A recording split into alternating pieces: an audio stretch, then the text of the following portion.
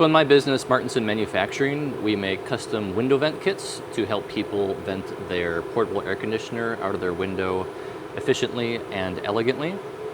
And right now we're in peak season. It's July 3rd today. And this week, for example, we did over 600. We're doing several hundred of these every week. And when we started getting into pretty high volumes, we needed a way to be able to mark or label each panel that was coming off the CNC machine. Back in 2024, I labeled all of them by hand. I would just print off the job sheet, and after the machine was done cutting, I would get a Sharpie and I would write down the order number on the panel. Sometimes there would be user error and I would write it on the wrong panel and have some issues later on.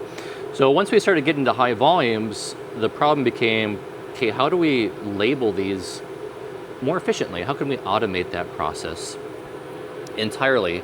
And so I learned that ShopSabre has a Sharpie jig. Very cool. And so once I saw that they had the Sharpie jig, I was like, heck, I'm gonna go get that. Here's a Sharpie jig. And it's really cool because it has a little plunger in it. So if you're off a little bit, it still works. So we preload ours maybe about like 1/8 of an inch or something. And so it's like, cool, we got the Sharpie jig that we can use. Very cool. But each single panel, or each sheet that we run, there's usually anywhere between 3 to, I don't know, 5 or 6 individual jobs on here. So it's gonna label each job, and then it's gonna go dock it and put that tool back, and then I'm gonna have to recap it so the Sharpie doesn't dry out. So then, you know, when we're doing hundreds a week, sometimes even a couple hundred orders a day, I don't want to have to cap and recap the Sharpie jig all day long. And so then the problem became, how do we recap the Sharpie marker automatically to keep it from drying out and again eliminate the eliminate the human component, that's the air dryer. And so we came up with a Sharpie jig. It's an auto recapping jig that we created, and really cool. So I no longer have to label, we no longer have to label the panels individually. We don't have to recap the cap on the Sharpie marker anymore. Now the air compressor is kicking on. So I want to show you how that works. Let me flip the camera around. So this was the first machine we did it on. This was the Pro. And it was a perplexing problem because we have to deal with the X variable, the X dimension, and then also I believe this is the Y variable as well too. We're like, how in the world are we gonna do this? And so we ended up just making this 3D printed jig that's bolted to this phenolic table. And so I'll show you how that works. So let's go ahead and grab tool number 3.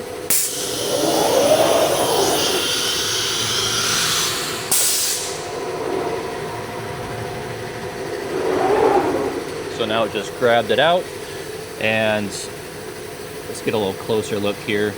So right now it would, coming through the backside, it would go through, it would label all the panels, and then when it's done, it'll throw it back in this jig. So pretty basic 3D printed jig. We have this block here with a Sharpie cap embedded into it, and then it just slides. Actually put some grease in there too. And then I also put a magnet here and a magnet here, just so it holds it in that position and no vibrations of the table would cause this to kind of walk out of alignment, and then the tool stabs here and, you know, destroys the Sharpie. So it stays there. I will say I just had to do a lot of math and a lot of checking just to make sure I get this tool bolted perfectly in alignment and perfectly right where it was at. But as the machine was docking the Sharpie, you know, it would come to, let's say, like this position over here. I was able to look on the program, the controller, and just see what Y dimension that was, and just steal that, and then just kind of transpose it and take some measurements to get it lined up properly. So let's go ahead and dock this now. Adjust the camera a little bit. So I'm just gonna do tool 2. So we'll put away tool 3 first.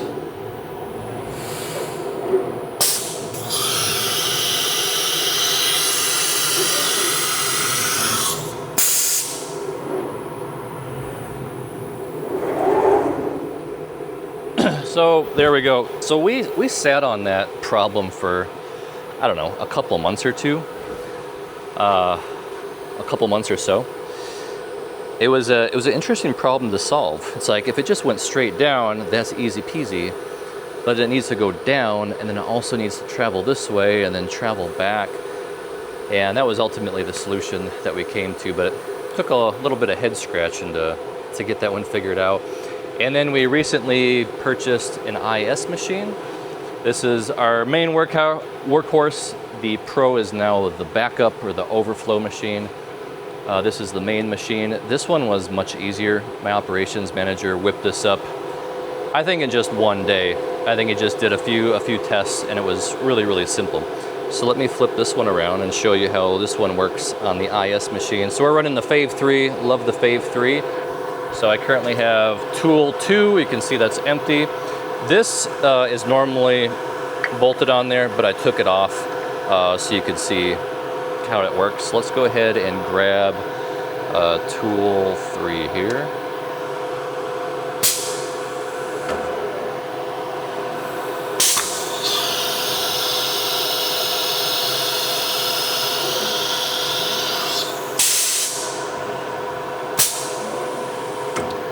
And there we go. So again, the first operation in our G-code for any sheet that we run, it's tool 3, labels all the panels. When it's done, it comes back and docks that Sharpie marker.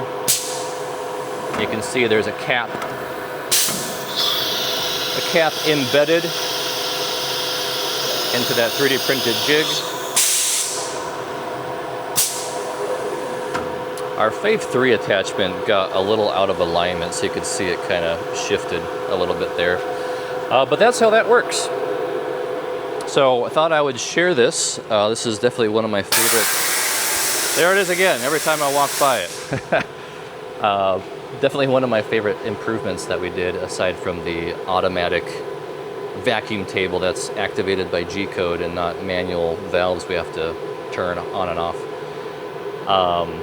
So I thought I would just share this, put this out there in case anyone else needs to run maybe a Sharpie tool and have it recap automatically without drawing out. So it served us well. Hope you got some value out of this. Maybe I figured there's got to be someone out there that's got to have the same problem we have. I've thought so much. I'm like, how else do people mark their jobs? And if you guys have ShopSabres or other CNC router tables, I think a lot of you guys probably are just doing jobs like woodworking, and maybe you're just doing like a cabinet job where it's just one customer. And you don't have to worry about all these individual customer or job numbers, so maybe you don't have to mark it. But then even for you guys who are doing cabinets, I figured if you're doing tons of pieces, you got to figure out how to label those pieces, right? Let me know in the comments, because I really want to know what you other guys do, what you guys do out there. How do you label and keep track of each individual panel coming off? Unless you're just so familiar with it, you know that this is piece A and it fits with piece B. But yeah, let me know what you guys do for marking.